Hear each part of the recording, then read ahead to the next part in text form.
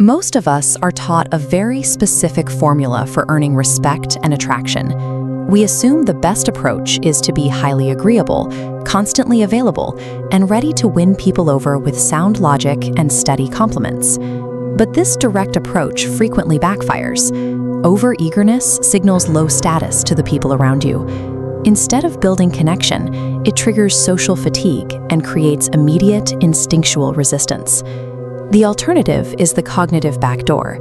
It exploits evolutionary glitches to influence perception without triggering any conscious defenses. To truly command desire and respect, you have to look past the surface of logical debate and engage with the vulnerabilities hardwired into the human subconscious. The brain's primal centers do not wait for conversation to evaluate someone. They judge status, safety, and value within milliseconds of a physical encounter. In 1999, researchers at New York University documented the chameleon effect. They found that subtly mirroring another person's posture and facial expressions artificially generates a baseline of trust and liking. You can contrast that agreeable mirroring with high-status behavioral anchors. One of the most effective is holding eye contact for exactly 2 seconds past the point where it becomes socially uncomfortable. Moving deliberately and speaking with a slow, unhurried tempo signals an absence of social anxiety. It communicates a surplus of confidence to the listener. If you are interrupted, the highest status response is non-reactive silence. Pausing completely forces the interrupter to acknowledge their own rudeness, shifting conversational control back to you without a single argument. By combining subtle mirroring with physical restraint, you force the primal brain to categorize you as an authoritative individual long before logical conversation begins. Moving from physical biology to internal logic, we run into a basic assumption. We believe we only do favors for the people we already like.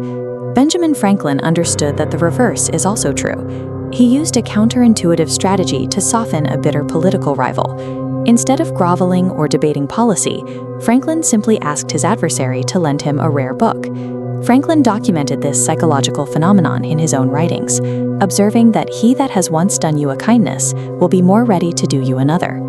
2 centuries later, a 1969 study by researchers John Jecker and David Landy empirically proved this. They showed that asking a stranger for a personal favor actively increases their affinity for the person making the request. The specific psychological mechanism driving this reaction is cognitive dissonance. When a target performs a kind act for someone they dislike, their brain cannot handle the psychological friction. To resolve this discomfort, the brain silently rewrites its own attitude to align with the action it just performed. By asking for a favor, you trigger the target's internal justification system, forcing their own mind to convince them that they like you. The deepest layer of the human mind relies on a biological imperative to protect personal autonomy and free will. Psychologists call this reactance theory. It is the reflex where people instinctively resist the moment they feel their choices are being controlled or pressured. Reverse psychology weaponizes this reflex. By actively discouraging a behavior or presenting yourself as unavailable, you trigger the target's urgent desire to do the exact opposite. This translates directly into the scarcity effect in relationships. Maintaining selective unavailability artificially inflates your perceived value. This chart shows the relationship between social value and availability. High constant availability creates a flat, low-value line, breeding apathy. But as availability drops, the brain's reward centers are fired up, causing social value to spike. By pulling away and triggering that reactance, you bypass conscious defenses entirely. The target firmly believes that chasing you is their own independent idea. Human affection and respect are rarely born of logic. They are involuntary reactions to perceived scarcity, cognitive dissonance, and physical presence. To master these dynamics, you have to completely stop seeking external validation through the front door of eagerness and people-pleasing. Adopting counterintuitive behaviors, speaking less, requesting favors, and maintaining selective availability flips the dynamic.